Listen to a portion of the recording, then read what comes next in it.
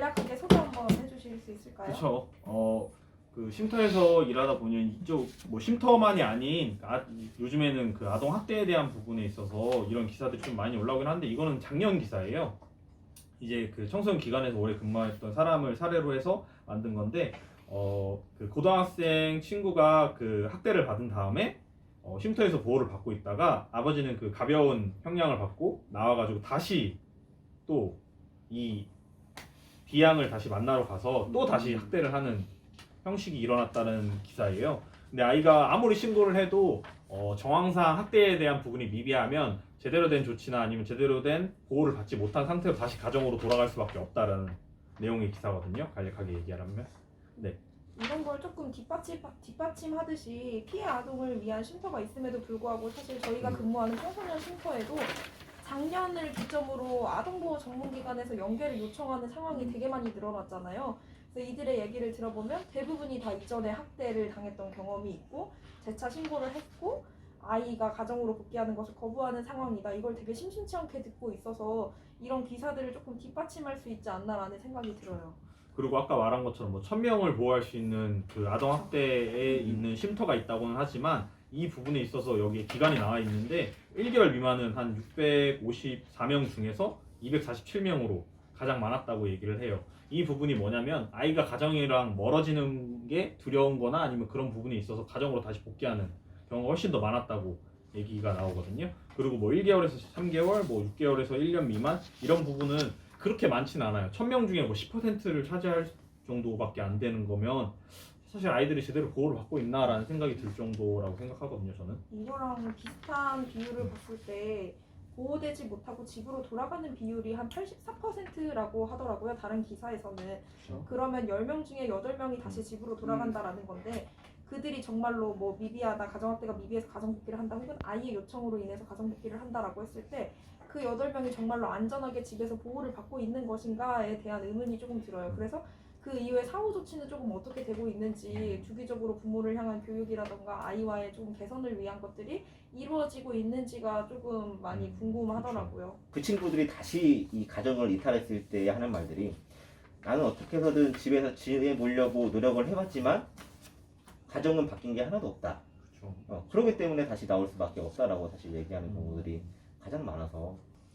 그리고 그런 친구들이 팀장님이 말씀하신 것처럼 저희도 아이들이랑 얘기를 하다 보면 제일 많이 듣는 게 엄마 아빠는 노력을 안 하는데 왜 나만 해야 돼요? 혹은 가정으로 돌아갔을 때 또다시 그런 게 반복될 텐데 저는 어디로 가야 돼요? 라는 말을 되게 많이 하더라고요.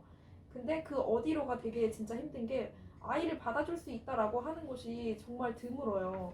그런 상황에서 아이들은 가정으로 가는 게 맞는 것인지 그런 의문점이 되게 많이 들어서 아까도 앞선 기사에서 말했던 것처럼 분리되었을 때 사실은 아이가 갈 수 있는 곳이 어디인가 이런 것부터가 진짜 고민이 되는 것 같아요. 이 기사가 나왔을 때 그 전에 있었던 일이 그 충남 천안에서 아동학대 사망 사건으로 소위 저희가 알고 있는 그 여행 가방 사건이 터지고 나서 국회에서 이 법안을 개정해야 된다고 해서 40개의 법안을 발의했는데도 불구하고 제대로 된 제도가 만들어지지 않는 상태에서 또다시 이런 양천구 아동학대 사건이 일어난 거거든요. 그럼 그런 생각을 해보면 사실 그럼 정부에서는 왜 이렇게 늦장 대응을 했나라는 생각을 할 수밖에 없잖아요, 저희는. 근데 그런 것들을 따져보면은 이 법안이 과연 정확하게 이 아이들을 보호할 수 있을까라는 생각도 들긴 해요. 그렇죠.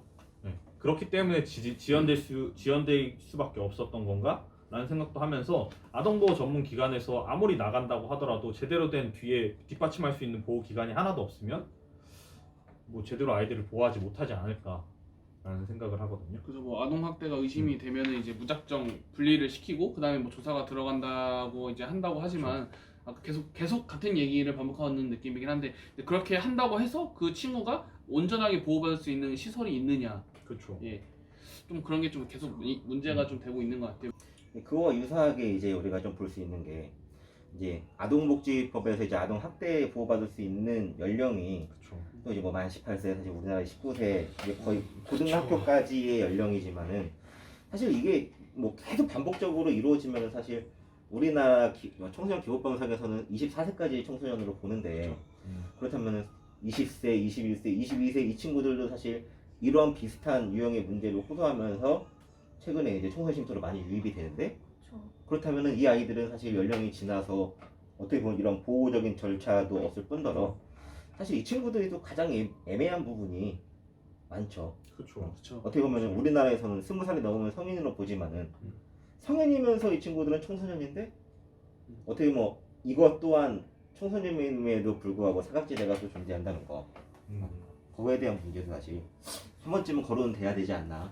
그렇게 자라난 친구들이 설 자리가 없죠. 사실은 완전한 혼자 살아가는 것도 힘들 그쵸. 뿐더러 도움을 줄 수 있는 것도 정말 팀장님이 말씀하신 것처럼 나이가 안 된다는 이유로 거기서는 이제 사각지대로 빠져 있는데 그들을 위한 도움도 좀 마련이 돼야 되지 않을까라는 생각이 드네요. 결국 이제 뭐 청소년쉼터가 24세까지 보호하니까 뭐 사실 24세까지는 어떻게 보면 청소년쉼터에 있을 수 있는 여지는 또 있지만은 또 이 친구들이 또 25세가 되면은 또 나가야 되는데 그럼 사실 뭐 갈 수 있는 데가 뭐 없죠. 아니면 노숙인 쉼터를 가야 되는데. 얘기하면 할수록 조금 침울하네요. 두 가지 다 약간 비슷한 사례여가지고 하면 할수록 화도 나고 안타깝기도 하고 쉽지가 않네요. 또 피해 아동이나 피해 청소년 혹은 이제 성인이 되는 친구들을 위한 것도 어느 것도 마련이 되어 있지 않은 상황에서 계속 내몰리고 있는 것 같아서 가장 좋은 방법은 사후 관리에 대한 부분이 제대로 이루어지면 질수록 사실 재학대에 대한 부분이 줄어들 거고 만약 학대에 대한 부분이 그렇게 미비하다고 하면은 이 부분에 있어서 가장 효과적이지 않을까. 원가족이랑의 회복이 되면서 사후 관리에 대한 부분이 있으니까 아이가 제대로 보호받을 수 있으면서도 이제 가정이랑도 멀어지지 않고 그렇게 진행할 수 있지 않을까라는 생각이 좀 들긴 해요. 사실 이런 뭐 문제가 터졌을 때만 사실 이슈화가 되는데 그렇죠. 사실 우리 주변에서는 사실 누구나 학대를 당할 수가 있고 그렇죠. 뭐 내 주변이 당할 수 있는 부분이어서 항상 이러한 것들이 이슈화가 될 때만 관심을 갖는 게 아니라 그렇죠. 항상 뭐 안 일어나는 게 가장 좋은 방법이니까 이런 거에 대한 관심이 지속적으로 또한 지원적인 거 뭐 정치적인 측면에서 지속적으로 좀 나아져야 이런 문제가 조금이라도 없어지진 않겠지만 나아질 수 있는 사회가 되어야 되지 않나 이런 생각이 듭니다. 네. 지금은 이거에 대한 관심이 이렇게 있지만 혹시 나중에 뭐 기회가 된다 그러면 이 친구들이 커서 부모를 부양할 때 부모를 학대하는 부분들도 그쵸. 있다고 생각을 해요. 그 기사를 본 적도 있고 그러니까 그런 것들에 대한 부분도 한 번씩 관심을 가져줘야 된다고 생각이 들어서 이런 아이들에게 보호를 제대로 할 수 있는 제대로 된 재정이 마련되면 좀 좋을 것 같다 라는 생각을 합니다. 끝? 네. 네.